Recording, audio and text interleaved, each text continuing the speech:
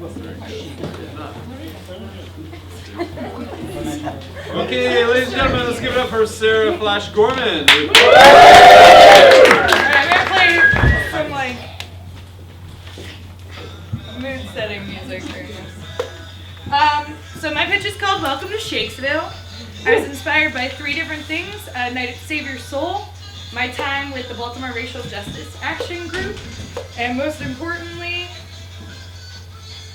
HR Puff and stuff. My pitch has like a million videos. If you want to watch all of them, check it out afterwards. So, 60s, late 60s, early 70s psychedelic TV shows for kids. A lot of what's going on here. I don't know how to make this go away. Here, escape. Oh, great.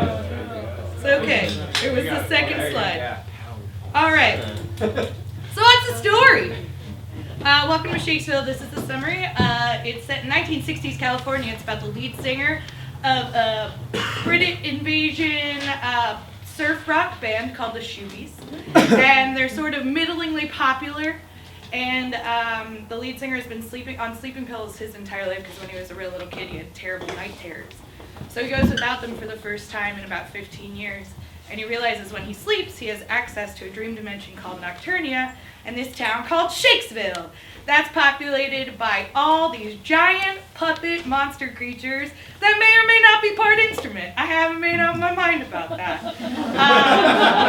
And the music that they play in Shakesville is all psychedelic rock. So when he wakes up, he starts writing down all this music that he's hearing in his dreams. And everyone in his band and his producers think he's like fucking nuts or on a lot of drugs. But he introduces psychedelic rock to the world, and it completely changes the face of music history. However, since he's not sleeping when he sleeps, he starts having all these sleeping problems, falling asleep in random places, and the dimensional door starts to get blurred, and some of the monsters from Shakesville cross into our world. The producers realize that they're real, he wasn't making it up, so they steal them, and it has huge consequences both in our world and in Nocturnia. So that's the basic story. It's about pretty much how we're getting into it. A lot of the questions that I hope this story can address is where do our ideas come from, especially our artistic ideas? Where do our dreams come from?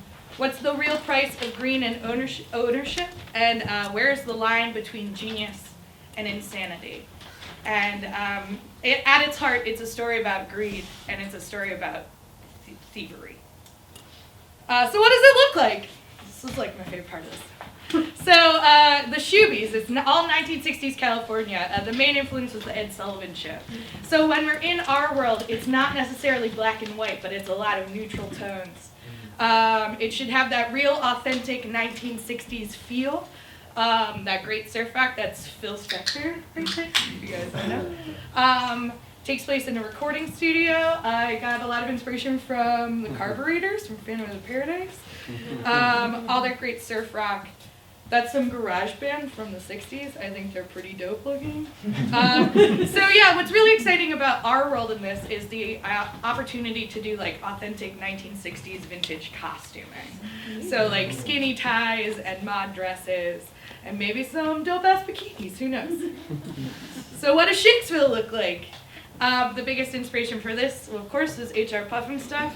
This is a real deification of those weird psychedelic kids TV shows from the late 60s, early 70s that had a lot of music and giant monster puppets. So here we have some more Sid and Marty Krofft stuff. This is Sidman and the Sea Monsters. Yellow Submarine is also a huge influence on this, like colors and shapes-wise. Little Nemo's Adventures in Slumberland, Who Framed Roger Rabbit, The Phantom Tollbooth. It's all this idea of like stranger in a strange land, that like this world is just full and bright and magical, and there's so much color, and the music is fucking rockin'. Yeah, so the monsters. I like to think that this is an opportunity for Bros to build its own Muppet horde. Like a real family and like a group of monsters that all live together in the same world. They're unique and they are emotional and they are real. I like to think of it as a world full of tinies from Sidelines, where it's just all that scale and that ability to tell a story, and something we've never really tried to achieve on this level with this many giant monster puppet creatures. So the set and the color inspiration, this is the other video I'm gonna play.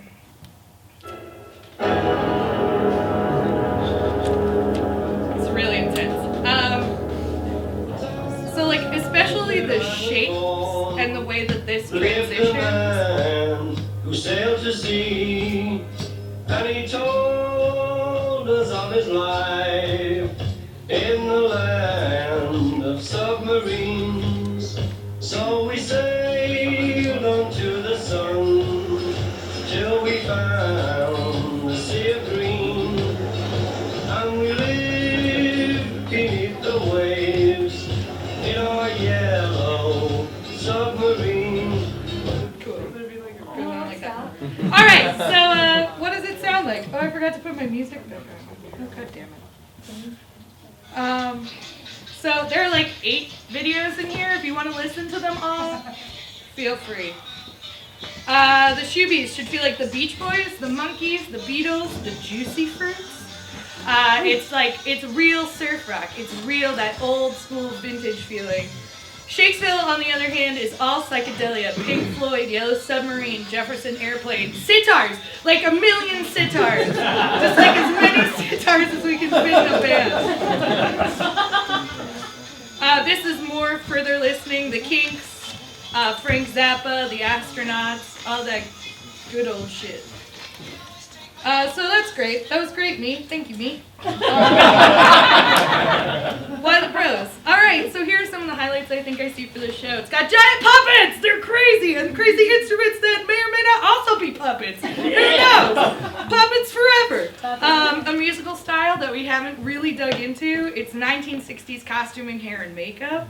A story that speaks to what it means to be an artist.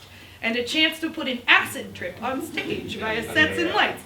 Like I think I put in my pitch submission, just have everyone take acid, draw what they see, and then put that on stage. It's a bros take on something akin to Phantom of the Paradise. It's a story about music and greed and ownership. And it's an opportunity for us all to look back on some of the history of rock and roll. And that's it!